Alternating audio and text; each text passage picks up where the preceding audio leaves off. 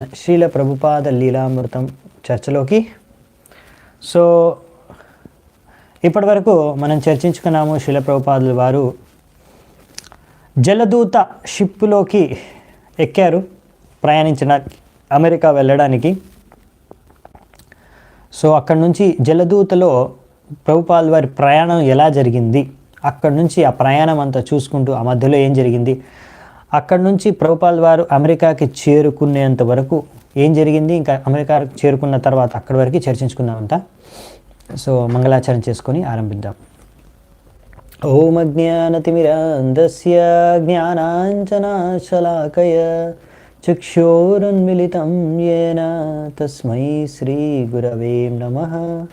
శ్రీచైతన్యమనోభీష్టం స్థాపితం యేన భూతలే స్వయం రూపః కదా మह्यं దదాతి స్వపదాంతికం.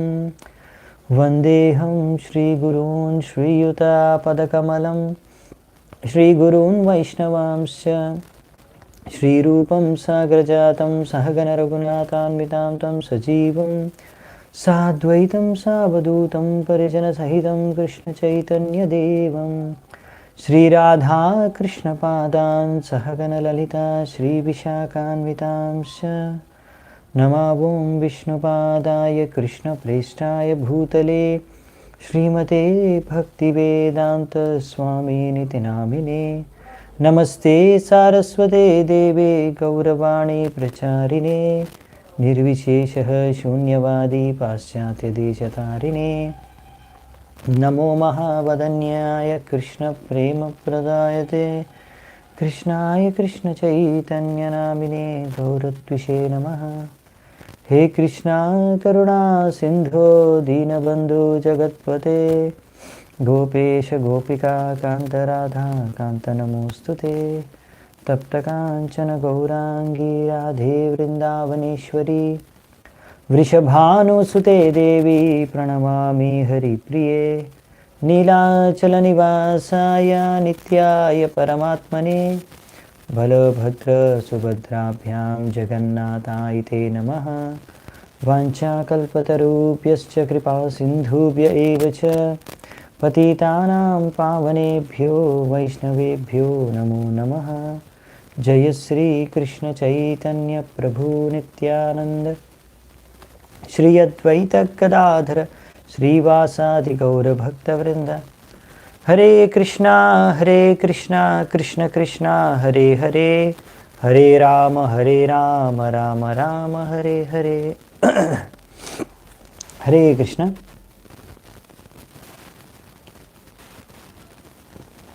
సో అందరికీ స్వాగతం. సో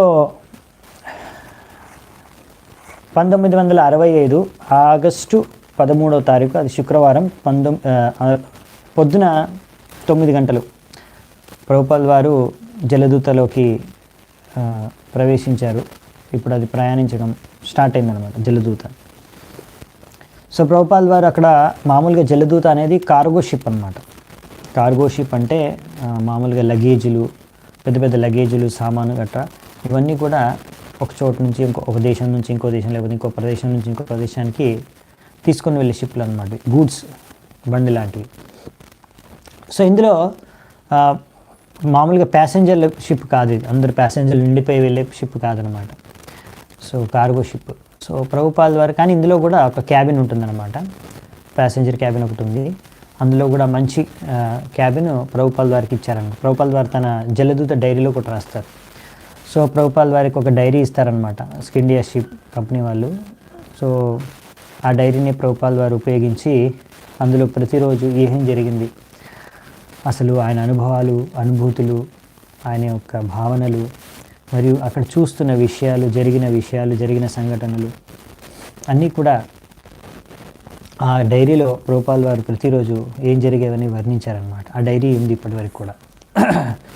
సో అందులో రాస్తారనమాట, ఈ ప్యాసింజర్ క్యాబిన్ నాకు ఇచ్చారు, చాలా ఫస్ట్ క్లాస్ క్యాబిన్ ఇచ్చారు, నాకు చాలా బాగుంది. ఇది మామూలుగా ఎవరైతే ఓనరు, ఇన్ఛార్జ్, మెయిన్ ఇంపార్టెంట్ వ్యక్తులకి ఇచ్చే క్యాబిన్ నాకు ఇచ్చారు, కాబట్టి క్లీన్గా ఫస్ట్ క్లాస్ ఉంది.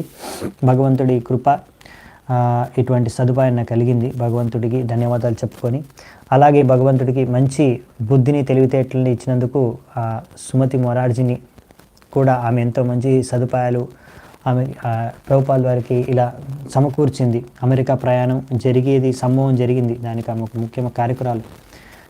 అందుకని ఆమెకు కూడా ఎన్నో కృతజ్ఞతలు మనసులోనే ప్రభుపాల్ వారు తెలుపుకున్నారనమాట, రాస్తారు డైరీలో. అలా ప్రభుపాల్ వారు భగవంతుడికి సుమతి మొరార్జీకి ఇద్దరికి ధన్యవాదాలు పలికి స్టార్ట్ అవుతుంది జర్నీ. జర్నీ స్టార్ట్ అవుతుంది. జలదూత 13వ తారీఖు నుంచి స్టార్ట్ అవుతుంది. మొదటి రోజు బాగానే ఉంటుంది, కానీ రెండో రోజు అది బంగాళాఖాతంలోకి ప్రవేశించగానే అక్కడి నుంచి బంగాళాఖాతం నుంచి వెళ్తుంది. ప్రవేశించాల బంగాళాఖాతం నుంచి వెళ్ళేటప్పుడు మీరు మామూలుగా ఇలా ఊహించుకుంటే ఇండియా వరల్డ్ మ్యాప్, ప్రపంచ చిత్రపటం వరల్డ్ మ్యాప్ మీరు చూస్తే ఇప్పుడు భారతదేశంలో కలకత్తా వెస్ట్ బెంగాల్లో ఉంది, భారతదేశానికి వెస్ట్ సైడ్, సో భారతదేశానికి east side. So west Bengal తెలుసు కదా, అక్కడ ఉన్న కలకత్తా నుంచి స్టార్ట్ అవుతుంది షిప్. ఇప్పుడు అది అక్కడ నుంచి అమెరికాలో వెళ్తుందంటే మధ్యలో 2-3 స్టాపేజ్లు ఉంటాయి, కొన్ని స్టాపేజ్లు ఆక్కుంటూ వెళ్తుందన్నమాట. సో అక్కడ నుంచి అలా వెళ్ళేటప్పుడు బంగాళాఖాతం నుంచి ఎన్నో రకరకాల తుఫాను వానలు, సరైన వాతావరణం కూడా లేదు, ఇంకా ఆ షిప్ జర్కింగ్ మూమెంట్స్, అక్కడున్న అలలు, తద్వారా ఇంకా రకరకాల మూమెంట్స్. ఆ జర్నీ ద్వారా వెంటనే ప్రభుపాల్ వారికి సీ సిక్నెస్ అంటే మామూలుగా అలా ప్రయాణం చేసేటప్పుడు మామూలుగా ఒక్కొక్కసారి కొంతమందికి ఇలా కలుగుతుందన్నమాట. సీ సిక్నెస్ అంటే కడుపులో అంత తిప్పుతున్నట్టు ఉంటుంది, వామిటింగ్స్ వస్తాయి, లేకపోతే వామిటింగ్స్ వచ్చే సెన్సేషన్ వస్తుంది, అలాగే తల తిరుగుతుంది, తల నొస్తుంది, ఇంకా ఏమీ తినాలనిపించదు, ఆకలి వేయదు, నీరసంగా ఉంటుంది, ఇంకా మొత్తం శరీరం అంతా కూడా అనీజీగా ఉంటుంది, వీక్గా ఉంటుంది. సో అలా ఏమీ మొత్తం శరీరం అంతా అలా ఎన్నో రకాల సమస్యలతో సతమతం అవుతుందన్నమాట.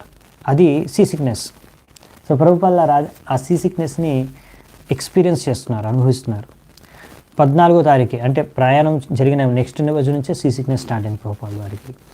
సో ప్రభుపాల్ వారు అలా సీ సిక్నెస్తో బాధపడుతూనే ప్రయాణం చేస్తున్నారు. ప్రయాణం చేస్తూ నెక్స్ట్ స్టాప్ వచ్చేసి కొలంబో అనేది శ్రీలంక యొక్క రాజధాని. సో అక్కడ నుంచి నెక్స్ట్ స్టాప్ ఆగింది ఎక్కడ అంటే కొలంబోలో ఆగిందనమాట షిప్. ఆ కొలంబోలో ఆగినప్పుడు అక్కడ కొంచెం ఒక స్టాప్ అన్నప్పుడు షిప్ స్టాప్ కొంచెం ఎక్కువసేపు ఉంటుంది. సో ప్రభుపాల్ వారి షిప్ బయటికి కూడా వచ్చి కొంచెం అక్కడ ఈ క్యాప్టెన్తో కలిసి కొంచెం బయటికి అలా కొలంబో నగరాన్ని ఒక రౌండ్ వేసుకొని తిరుగుకొని వచ్చారనమాట. తద్వారా ఏంటంటే కొంచెం అట్మాస్ఫియర్, వాతావరణం చేంజ్ అవుతుంది. కొంచెం ప్రభుపాల్ వారు కూడా షిప్ నుంచి బయటకు వస్తా ఆ సీ సిక్నెస్ నుంచి కొంచెం విశ్రాంతి కలుగుతుంది. అలాగే ఆ కొలంబో నగరాన్ని కూడా చూస్తారు. సో ప్రభుపాల్ వారు చూస్తారు కొలంబో నగరాన్ని, చాలా క్లీన్గా ఉంది, రాస్తారనమాట. చాలా మంచి నగరం, చాలా మంచిగా ఎస్టాబ్లిష్ చేశారు, పెద్ద పెద్ద ఇల్లులు ఉన్నాయి, మంచి దుకాణాలు, ఫ్యాక్టరీలు అన్నీ ఉన్నాయి. అంటే బాగా డెవలప్డ్ సిటీ. మన భారతదేశంలో ఒక మద్రాస్ నగరం ఉన్నట్టుగా కనిపిస్తుంది, చెన్నైలో ఉన్న విధంగా కనిపిస్తుంది. ఇక్కడ మనుషులు కొద్దిగా అంత సౌందర్యవంతంగా లేరు చూడడానికి, కానీ వీళ్ళు కూడా సంస్కారవంతులు, మంచి క్లీన్ అండ్ నీట్గా, సంస్కారంగా, జెంటిల్మెన్గా, ఇంకా మంచి సంస్కృతి, మన భారతదేశంలో ఉన్నటువంటి సంస్కృతి ఇక్కడ కనిపిస్తుంది. భారతదేశంలో ఉన్న సిటీ లాగానే అనిపిస్తుంది అనేసి, ఒక మద్రాస్, పూనా సిటీ ఉన్నట్టుగా కనిపిస్తుందని ప్రభుపాల్ వారు జలదూత డైరీలో రాస్తారు. సో ప్రభుపాల్ వారికి నచ్చుతుంది అన్నమాట సిటీ కొలంబో, మొత్తం చెప్తారు పాండ్యాకి కూడా. సో ప్రభుపాల్ వారు అలా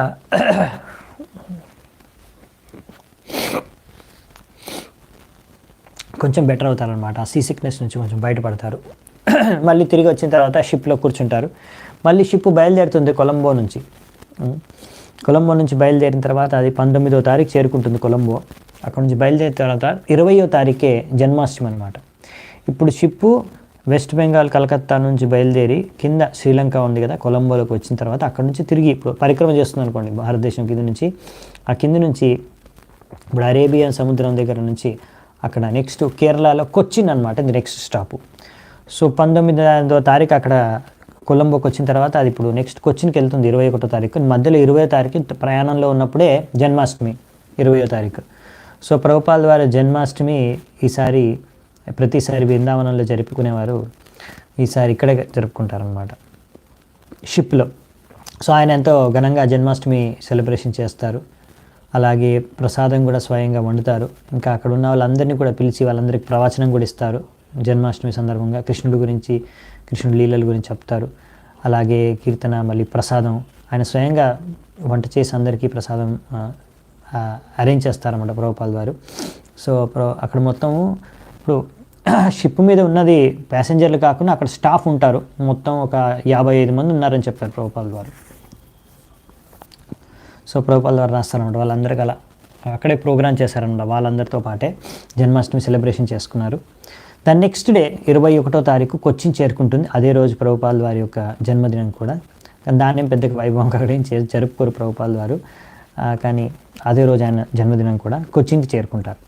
సో అక్కడ కూడా కొంచెం షిప్ ఆగుతుంది, అది నెక్స్ట్ స్టాప్ కనుక ప్రభుపాల్ వారు అక్కడ కూడా కొచ్చిన్ని కూడా బయట ఒకసారి వెళ్ళి కొద్దిగా ఫ్రీగా అక్కడ మూవ్ అవుతారు. కొచ్చిన్లో కూడా చూస్తారనమాట. చెప్తారు ప్రభుపాల్ వారు, ఇది అంత పెద్ద సిటీ కాదు కానీ ఇక్కడ కూడా బాగానే ఉంది, లేన్స్ కొంచెం చిన్నగా ఉన్నాయి, చెట్లు చాలా ఉన్నాయి. సో ప్రభుపాల్ ద్వారా వర్ణిస్తారు కొచ్చిన్ సిటీని కూడా. ఇంకా అదే ప్లేస్లో ప్రభుపాల్ వారి కొచ్చిన్ ఎక్కడైతే ఆగిందో స్టాప్ షిప్, బాంబే నుంచి ప్రభుపాల్ వారి భాగవతం సెట్స్ 200 సెట్స్ భాగవతం, శ్రీమద్ భాగవతం సెట్స్ పెట్టల్లో అక్కడ బాంబే నుంచి కొచ్చిన్కి వచ్చి కొచ్చిన్లోనే ఈ షిప్లో జలదూతలు లోడ్ అవుతాయన్నమాట. సో ప్రభుపాల్ వారు చూస్తారు అన్ని భాగవతం సెట్స్ అన్నీ లోడ్ అవుతున్నాయి. దాని తర్వాత మళ్ళీ బయలుదేరుతుంది షిప్ కొచ్చిన్ నుంచి. ఇంక ఇప్పుడు ప్రయాణం అనమాట అమెరికా వైపు. సో ఇక్కడ 23వ తారీఖు మళ్ళీ ఎర్ర సముద్రం, రెడ్ సీ నుంచి ప్రయాణిస్తుంది అనమాట షిప్. సో అలా షిప్ రెడ్ సీ నుంచి, ఎర్ర సముద్రం నుంచి ప్రయాణిస్తున్నప్పుడు మళ్ళీ సీ సిక్నెస్ ప్రభుపాల్ వారికి మొదలవుతుంది. మళ్ళీ అదే రకమైన సమస్య, వాంతి రావడం, వాంతి వస్తున్నట్టు అవ్వడం, కడుపులో తిప్పడం, తలకాయ తిరుగుతుంది, తలకాయ వస్తుంది, ఏమి తినాలనిపించట్లేదు, ఆకలి లేదు, నీరసంగా ఉంది. సో ప్రభుపాల్ ఇంతే కాకుండా ఈసారి ఇంకా ఎక్స్ట్రా జరిగింది ఏంటంటే ఓన్లీ సీ సిక్నెస్ కాకుండా ప్రభుపాద్కి గుండెలో నొప్పి కూడా స్టార్ట్ అయిందనమాట. అంతేకాకుండా హార్ట్ అటాక్ వచ్చింది. సో అలా ఒకసారి హార్ట్ అటాక్ వస్తుంది ప్రభుపాద్కి. దాని తర్వాత మళ్ళీ ఇంకొకసారి హార్ట్ అటాక్ వచ్చింది. సో 2 సార్లు హార్ట్ అటాక్ వస్తుంది వెంటనే. సో ప్రభుపాల్ వారు అనుకుంటారు అదే రోజు, ఇంకొక హార్ట్ అటాక్ వస్తే మాత్రం నాకు ఇంకా బ్రతికి ఉండే సామర్థ్యం లేదు, ఇంకొక హార్ట్ అటాక్ వస్తే మాత్రం నేను చచ్చిపోతాను అని కృష్ణుడిని ప్రార్థన చేసుకుంటాను. సో అదే రాత్రి భగవంతుడు ప్రార్థన చేసుకుంటాను, ఇంకా నాకు నెక్స్ట్ హార్ట్ అటాక్ వస్తే మాత్రం నేను వెళ్ళలేను అమెరికాకి, ఇక్కడే చనిపోతాను.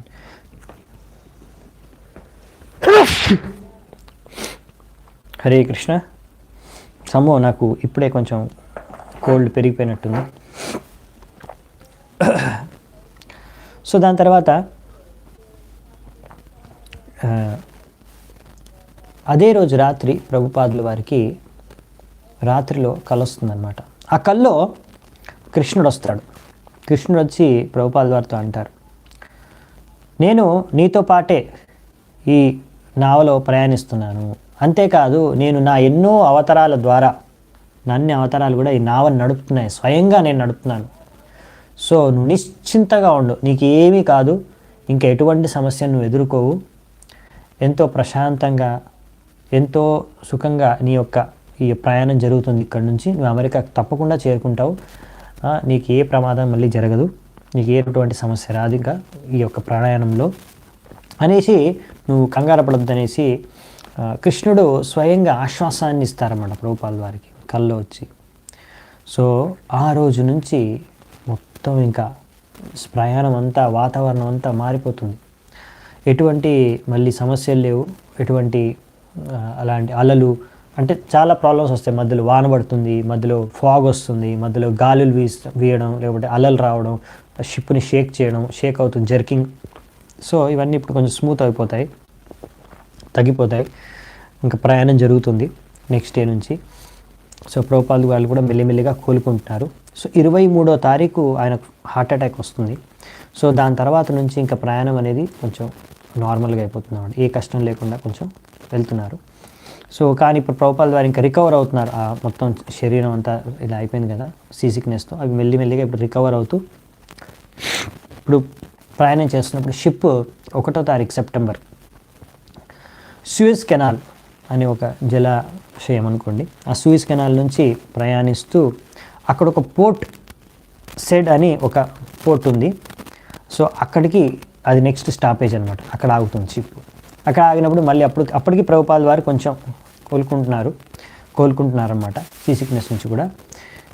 ఇంకా అక్కడ కూడా మళ్ళీ కొంచెం గ్యాప్ తీసుకొని మళ్ళీ బయటికి వెళ్ళి పాండ్యాతో, కెప్టెన్ పాండ్యాతో అక్కడున్న నగరాన్ని కూడా ఒక రౌండ్ వేసి చూసి అలా కొంచెం అట్మాస్ఫియర్ కూడా చేంజ్ అవుతుంది. అలాగే అక్కడ నగరం కూడా చూస్తారు, అక్కడ ఎలా ఉంది ఏంటి అని అన్నీ కూడా గమనిస్తారు.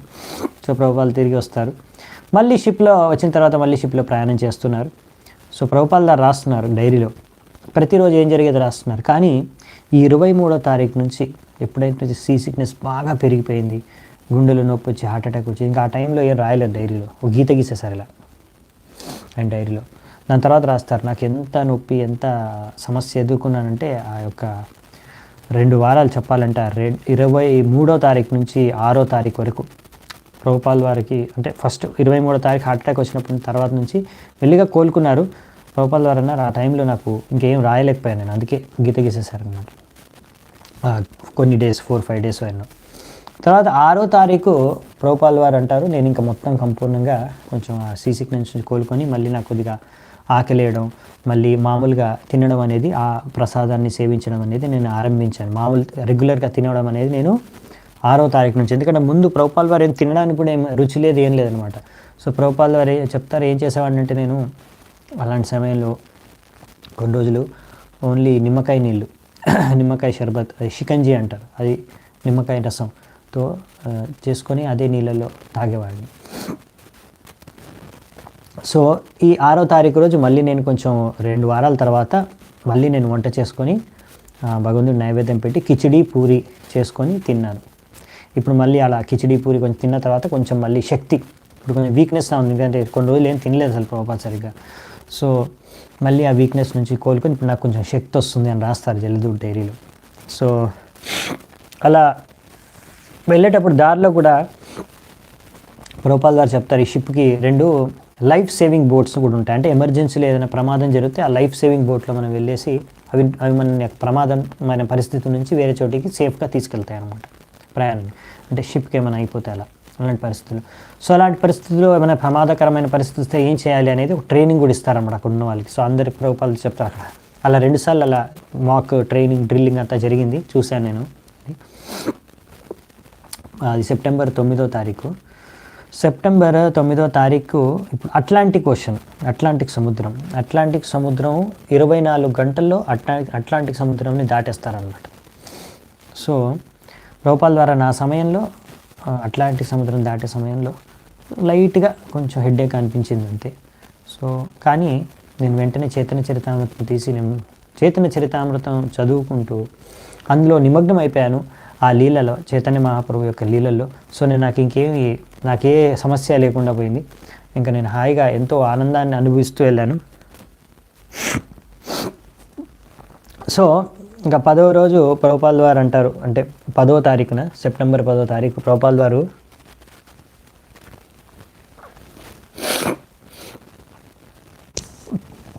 రాస్తారనమాట. నేను 10వ తారీఖు డైరీలో రాస్తారు, నేను ఈరోజు నాకు బృందావనం గుర్తొస్తుంది, అంటే విరహాన్ని నేను అనుభవిస్తున్నాను. ఎంతో దూరం నుంచి వచ్చి ఇప్పుడు బృందావనం వదిలేసి నేను ఎంతో దూరం వెళ్ళిపోతున్నాను, ఎన్నో మైళ్ళు దూరం వెళ్ళిపోతున్నాను. బృందావనంలో రాధా దామోదర్ మందిరం, రాధా దామోదర్ విగ్రహాలు, రాధా గోపీనాథ్, రాధా మదన్ మోహన్, రాధారమణ, రాధా గోవిందజీ, వీళ్ళందరూ గుర్తుకొస్తున్నారు ప్రభుపాల్ గారికి. సో బృందావనం అంతా గుర్తొస్తుందని రాస్తారు ప్రభుపాల్ గారు.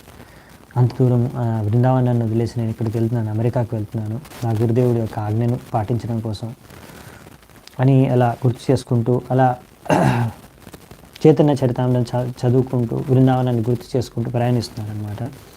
సో ఆ సమయంలో అక్కడ కెప్టెన్ అరుణ్ పాండ్యాతో పాటు ఆయన భార్య కూడా ప్రయాణిస్తుందన్నమాట అదే షిప్లో, మిసెస్ పాండ్యా.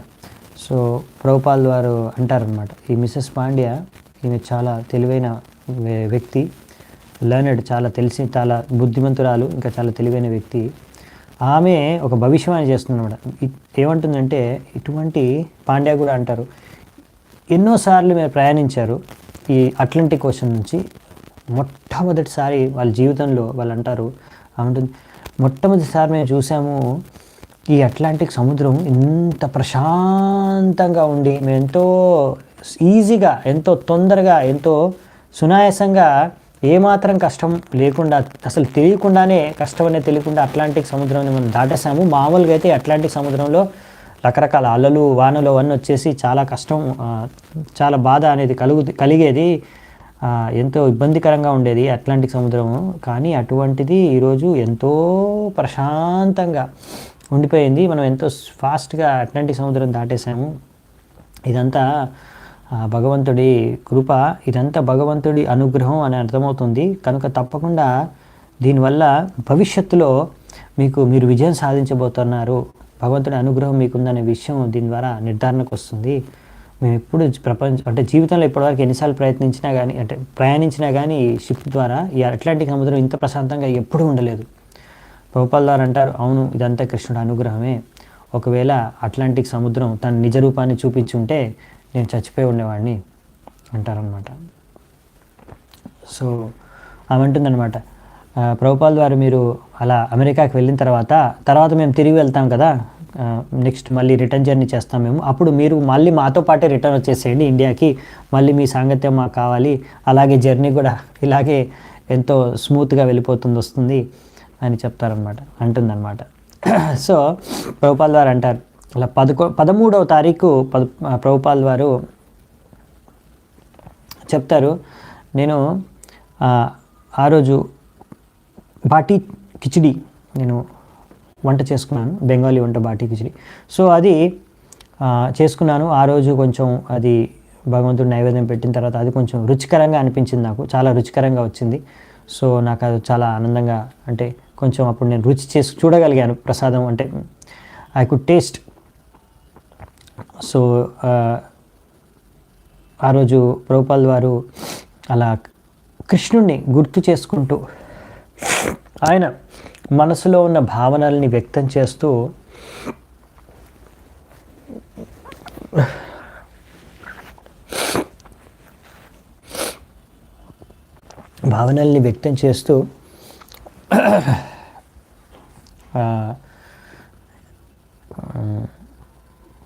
ఒక మంచి బెంగాలీ పోయం రాస్తారనమాట, కృష్ణుడి పాదపద్మాలకు అర్పిస్తూ.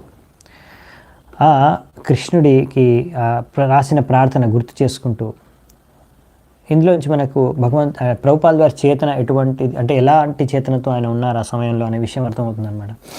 కృష్ణ తబ పుణ్య హబే బాయ్, ఏ పుణ్య করিবে যবে রাধারানী খুশি হবে, ধ্রুব অতি বলি তোমায়. సో ఇది నేను ఇక్కడ ట్రాన్స్లేషన్లో తెలుగులో చెప్తున్నాను. ప్రభుపాల్ వారు అన్నారనమాట, అందరికీ చెప్తున్నారు, మీరు భగవంతుడి యొక్క అనుగ్రహాన్ని, భాగ్యాన్ని మీకు ఎప్పుడు లభిస్తుంది అంటే, ఎప్పుడైతే శ్రీమతి రాధారాణి మీ ద్వారా సంతృప్తి చెందుతుందో.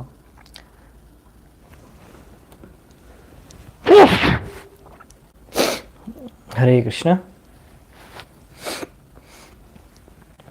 సో ఆయన అంటారనమాట ప్రభుపాల్ వారు, శ్రీ సిద్ధాంత సరస్వతి సచిసుత ప్రియ అతి కృష్ణ సేవయ చర తులనాయ్.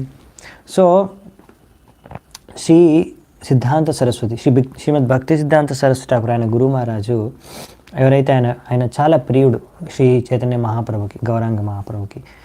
ఆయన యొక్క సేవ అతులనీయమైనదన్నమాట. ఆయన ఎంతో గొప్ప కృష్ణ భక్తుడు. కృష్ణ ప్రేమను మొత్తం విశ్వవ్యాప్తంగా పంచగలిగే శక్తి ఆయనకే ఉంది. ఆయన ఇచ్ఛ, తార ఇచ్ఛ బలవాన్, ఆయన ఇచ్ఛ ఎంతో బలం. ఆయన ఇచ్ఛలో ఎంత బలం ఉందంటే పాశ్చాత్యత అంతా. సో ఆయన ఇచ్ఛ అనమాట, ఈ పాశ్చాత్య దేశాలన్నింటిలో కూడా కృష్ణ చైతన్యం, కృష్ణ భావనామృతం ప్రతి ఊర్లోకి, ప్రతి నగరంలోకి వెళ్ళాలి, ప్రవేశించాలి. అన్ని సముద్రాలు, నదులు దాటి అన్ని ప్రదేశాల్లోకి, అన్ని ప్రపంచాల్లోకి, అది ఆయన ఇచ్ఛ. సో కృష్ణ ప్రతివాతి నగరాది ఆ సముద్ర నాడనది సకలైలోయ్ కృష్ణనాం, ప్రతి ఒక్కరు కృష్ణనామాన్ని జపించాలని ఆయన కోరిక ఎంతో దృఢమైన ఇచ్చ బలవాన్, ఎంతో దృఢమైన ఇచ్చ అనమాట. సో ఈ విధంగా ఎప్పుడైతే తాహలే ఆనంద హోయ్ తబే హోయ్ దిగ్విజయ్ చైతన్యర కృప అతిశోయ్. సో ఎప్పుడైతే ఇలా చైతన్య మహాప్రభు యొక్క కృప ద్వారా మొత్తం నలువైపులా ప్రపంచంలో ప్రతి మూలంలో వ్యాపించిపోతుందో, తద్వారా వీళ్ళందరూ ఎంతో పాపాత్ముల జీవితాలు అందరూ కూడా కృష్ణ చైతన్యంతో నిండి ఆధ్యాత్మిక ఆనందాన్ని అనుభవిస్తారో అప్పుడు వైష్ణవులందరూ కూడా వాళ్ళకు ఆనందం అనేది కలుగుతుంది, అసలైన ఆనందం. అప్పుడు వాళ్ళ కోరిక అనేది నెరవేరుతుంది. ఇదే వైష్ణవుల కోరిక, వేరే ఏం లేదు. ప్రతి ఒక్కరికి కృష్ణ భావనామృతం కలగాలి అని. ఇలా అటువంటి కోరికతో మా గురు మహారాజు నాకు ఆదేశం ఇచ్చారు. సేకార్జ జే కోరి భారే ఆజ్ఞ జది దిలో మోరే, ఈ కార్యాన్ని నువ్వు చెయ్యి అని ఆజ్ఞను నాకు ఇచ్చారు నా గురువు వాళ్ళు. జోగ్యన హి అతి దీనహీన, నాకు ఏమాత్రం యోగ్యత లేదు, నేను అతిహీనుణ్ణి. తాయిసే తోమార కృప మాగి తెచ్చి అనురూప ఆజి తుమి స్వభార ప్రవీణ్. అందుకే నేను మీ కృపను అడుగుతున్నాను, మీ కృపను నేను ప్రార్థయపడుతున్నాను, మీరు నా పైన కృప చూపించండి అని.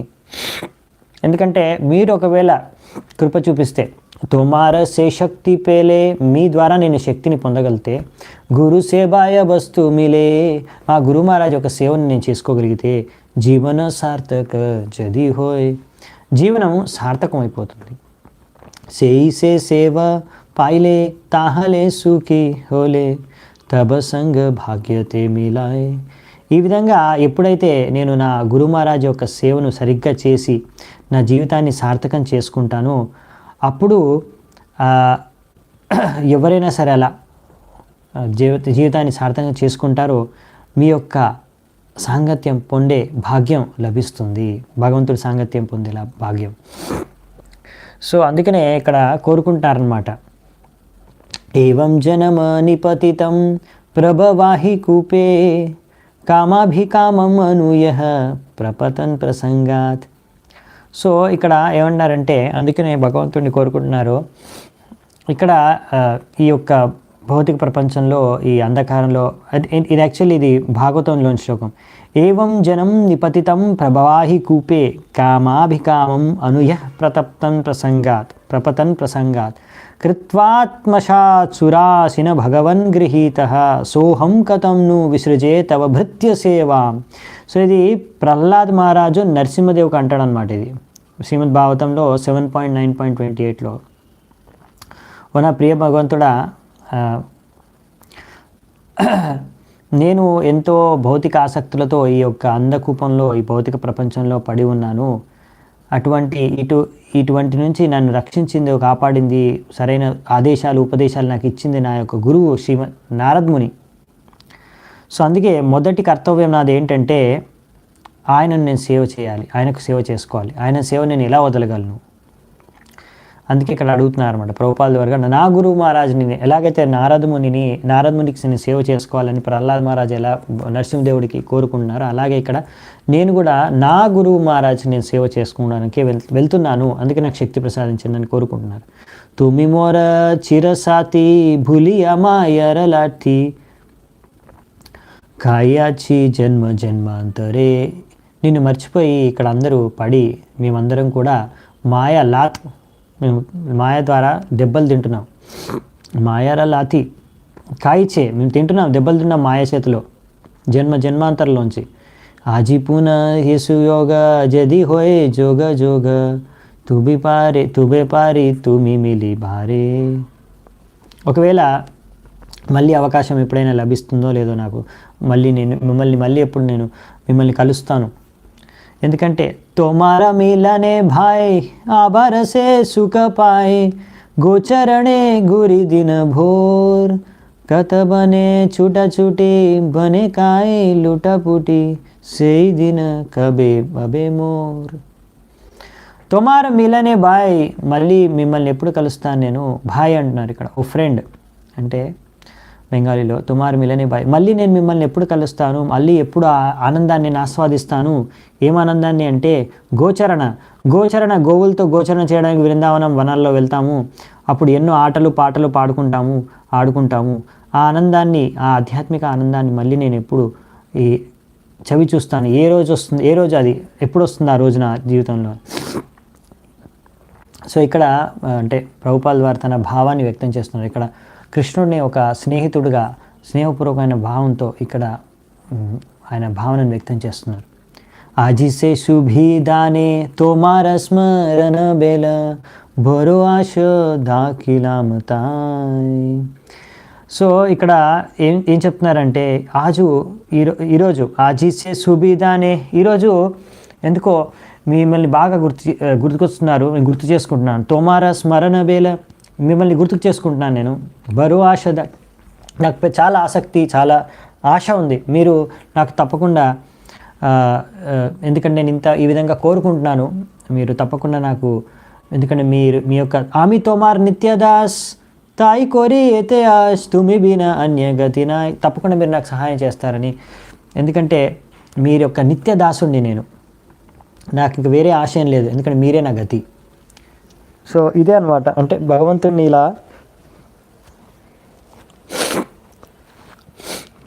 ఇలా చేరుకోవాలనే కోరిక. ఇలా తన గురు మహారాజ్ యొక్క సేవను చేసి సంతృప్తిపరిచి, తన గురు మహారాజ్ని అలా భగవంతుడిని సంతృప్తిపరిచి భగవంతుడి దగ్గరికి చేరుకోవాలి. దానికి శక్తిని ప్రసాదించమని కోరుకుంటున్నారు భగవంతుడిని. సో దీని తర్వాత ప్రభుపాల్ వారు ఇది 13వ తారీఖు బెంగాలీ పోయం రాస్తారు. దాని తర్వాత ఇప్పుడు దగ్గరకు వచ్చేస్తుంది అమెరికా. 17వ తారీఖు బోస్టన్ నగరం ఉంటుంది అమెరికాలో. ఆ బోస్టన్ నగరంలోని పోర్ట్ కామన్వెల్త్ పైర్, అక్కడికి పొద్దున 5:30 గంటలకు చేరుకుంటుందన్నమాట ఈ షిప్ జలదూత 17వ తారీఖు. సో ఈ 17వ తారీఖు బోస్టన్ చేరుకుంది. చెప్పాలంటే అమెరికా ఇదే అనమాట. బోస్టన్ అమెరికాలో సిటీ, కానీ ఇది లాస్ట్ డెస్టినేషన్ కాదు, ఇది ఒక స్టాపేజ్. ఇంకా నెక్స్ట్ స్టాప్ న్యూయార్క్ అనమాట. సో అందుకే, కానీ ఇక్కడ అమెరికాకి ఇప్పుడు అమెరికాలో కొత్త దేశంలోకి ఎంటర్ అవ్వగానే అక్కడ మరి కస్టమ్స్ వాళ్ళు అన్ని చెకింగు, ఇమిగ్రేషన్ వాళ్ళు అన్నీ కూడా వ్యక్తిని ఇంకా అన్ని డాక్యుమెంట్స్ అవన్నీ చెకింగ్ చేస్తారనమాట. చెకింగ్ చేసి చూస్తారు, ఒక 3 నెలల వీసా ఉంది, ఓకే, అన్ని విషయాలు చెక్ చేసి ఆ ఫార్మాలిటీస్ అన్నీ పూర్తి చేసుకున్న తర్వాత ప్రభుపాల్ వారు అక్కడ బోస్టన్ సిటీని కూడా కొద్దిగా సందర్శిస్తారనమాట అరుణ్ పాండ్యాతో పాటు వెళ్ళి. సో అలా అరుణ్ పాండ్యా కొద్దిగా షాపింగ్ చేసుకుంటారు. అలాగే ప్రభుపాల్ వారు ఆయనతో పాటు అన్నీ చూస్తూ ఉంటారనమాట. అక్కడ ఉన్న మనుషుల్ని, వ్యక్తుల్ని, సమాజాన్ని, సంస్కృతిని, సభ్యతని అవన్నీ చూసి ఆయనకి ఏమనిపిస్తుంది అనే విషయాన్ని, ఇప్పుడు మరి ఆయన చేయవలసిన కార్యం ఎలా చేయగలడు అనే విషయాన్ని ఆలోచిస్తూ తన భావాల్ని వ్యక్తం చేస్తూ ప్రభుపాల్ వారు అక్కడికక్కడే ఆ బోస్టన్ హార్బర్లోని అక్కడే నించొని ఉంది కదా షిప్, ఆ సమయంలోనే ఈ భాగవత్ ధర్మాన్ని అమెరికాలో ఎలా పంచాలి, ఎలా ప్రచారం చేయాలి అనే విషయం పైన ఇవన్నీ విచారాల్ని ఆలోచిస్తూ ఒక మంచి కవిత్వం, పోయం, ఇంకొక మంచి గానం రాస్తారు. ఈ గానం కూడా చాలా బాగుంటుంది. దీని పేరు మార్కినే భాగవత్ ధర్మ. ఇది కూడా చాలా బాగుంటుంది. ఇది నేను బెంగాలీలో చదివి తెలుగులో చెప్తాను. మీనింగ్ కూడా చాలా సింపుల్, ఈజీగా అర్థం చేసుకోవచ్చు కూడా. ట్రై చేస్తాను నేను మీకు ఎక్స్ప్లెయిన్ చేయడానికి. బరో కృపా కొయిలే కృష్ణ అద మేర ప్రతి కిలాగియా నీలే కోరో గతి. బరో కృప అంటే చాలా పెద్ద కృప. కొయిలే కృష్ణ నువ్వు చాలా పెద్ద కృప నాకు ఇచ్చేసావు. అదమేర ప్రతి, ఈ అదముడి ప్రతి నువ్వు చాలా పెద్ద కృపే ఇచ్చేసావు. ఏం కృప? కిలాగియా నీలేహేత కోరో ఏ బేగతి. నన్ను ఇక్కడికి తీసుకొచ్చేసావు, నీ కృప వల్లనే నేను ఇక్కడికి చేరుకోగలిగాను. మరి నువ్వు నన్ను ఎందుకు తీసుకొచ్చావో, నా ద్వారా ఏం చేయించాలనుకుంటున్నావో మరి అదే నీకే తెలుసు. ఎందుకంటే ఆచే కీచు కార్జతబ ఏయి అనుమానే. నా అనుమానం ఏంటంటే, తప్పకుండా బెంగాలీలో అనుమానం అంటే డౌట్ అని కాదు, ఎగ్జాక్ట్లీ చెప్పాలంటే బెంగాలీలో అనుమానం అంటే అనుమానే అనే శబ్దాన్ని యూజ్ చేస్తారు. గెస్. నా డౌట్ ఏంటంటే, అంటే నా గెస్ ఏంటంటే ఒక విధంగా ఆచే కిచ్చు కార్యో, ఏదో కార్యం ఉంది. ఆచే కిచ్చు అంటే ఏదో ఒకటి ఉంది, కార్యం. ఆచే కిచ్చు కుచ్తో కార్య, ఆచే కిచ్చు కార్య తబ, నీ కార్యం ఏదో ఉంది. అదే నా అనుమానం, నా డౌట్ అదే, నేను అనుకుంటున్నాను. నాహేకేనో అని బేన ఏ ఉగ్రస్థానే, లేకపోతే నాహేకేనో నైతో క్యో, నాహేకేనో లేకపోతే ఎందుకు నన్ను ఈ ఉగ్రస్థానానికి తీసుకొస్తావు. ఉగ్రస్థానం అంటే ఇక్కడ ఉగ్రకర్మలు చేస్తారు, అంటే శాస్త్రానికి విరుద్ధమైనవి, విపరీతమైన కార్యాలు చాలా పెద్ద ఎత్తున జరిగే స్థలం ఇది, ఉగ్రస్థలం, ఉగ్రస్థానే. సో ఇటువంటి ఉగ్రస్థానానికి నన్ను ఎందుకు తీసుకొస్తావు? ఎందుకు ఇది ఉగ్రస్థానం? ఇక్కడ ఎలాంటి జనాలు ఉంటారంటే వర్ణిస్తున్నారు. రజస్తమో గుణే ఏ రస భాయియాచన్న వాసుదేవ కథరుచి నాహేస ప్రసన్న. రజస్తము, రజోగుణం తమోగుణం. రజస్తమో గుణే ఏరా, వీళ్ళందరూ కూడా రజోగుణం తమోగుణం సభాయియాచన్న, మొత్తం రజోగుణం తమోగుణంలో ప్రభావితమై నిమగ్నమై అందులో ఆస్వాదిస్తూ అందరినీ మునిగి తేలుతున్నారు. వాసుదేవ కథరుచి, వాసుదేవ్, వాసుదేవుని బాసుదేవ్ అని రాస్తారు, వాకి బా అని రాస్తారు. ఇక్కడ బెంగాలీలో అక్షరం వాకి బాగుంటుంది. వాసుదేవ కథ రుచి, ఈ వాసుదేవ కథ, భాగవత్ కథ, ఈ రుచి వాళ్ళు నహిసే ప్రసన్న, వాళ్ళకి ఏమాత్రం ప్రసన్నమవ్వరు. అంటే వాళ్ళకి ఇంట్రెస్ట్ లేదు, ఆసక్తి లేదు, ఆ రుచిని ఆస్వాదించలేరు. అటువంటి పరిస్థితిలో ఉన్నారు వీళ్ళు. మరి వీళ్ళు ఎలా అర్థం చేసుకుంటారో మరి భాగవత్ కథని. తబే జది కృపా హోయే అహై, తబే జది తప కృపా హోయే అహై తుకి सकली संभव होए तुमी से कौतुकी तबे जदि तब कृपा, ఒకవేళ మీ కృప, జది మీ కృప ఉంటే, ఏది మీ కృప ఉంటే, ఎక్స్క్యూజ్ మీ సారీ, అహైతుకి తబే జది తబ కృప హోయే అహైతుకి, మీ అహైతుకి కృప గనక ఉంటే, అప్పుడు అంటే అహైతుకి కృప అంటే ఏ హేతువు లేకుండా, అంటే వీరికి ఎలాగో ఏ యోగ్యత లేకున్నా కానీ మీరు కాస్లెస్ మర్సీ అంటాం కదా, అంటే ఏ కారణం లేని కృప, ఏ కారణం లేకున్నా కానీ మీరు కృప ఇచ్చాల్సిందే. ఇప్పుడు ఏదో కారణం వెతుక్కోకూడదు, ఎందుకంటే కారణాలు ఏం లేవు అక్కడ, ఇవ్వాల్సిందే కృప. ఏం కారణం లేకున్నా కానీ కృప ఇవ్వాల్సిందే. सकली संभव होए तुमी से कौतुकी, అప్పుడే సంభవం వీళ్ళందరికీ మీరు మీ అహైతుకి కృప కనుక మీరు వీళ్ళందరి పట్ల కురిపిస్తేనే అప్పుడే మరి ఆ శక్తి మీకుంది, ఆ సమర్థం మీకుంది, నాకు తెలుసు. లేకపోతే కి భావే బుజాలే తార భుజిబే సై రస एता कृपा करो प्रभु कोरी निज बश, ఏ కి భావే భుజాలే తార, లేకపోతే కి భావే అంటే ఎలా,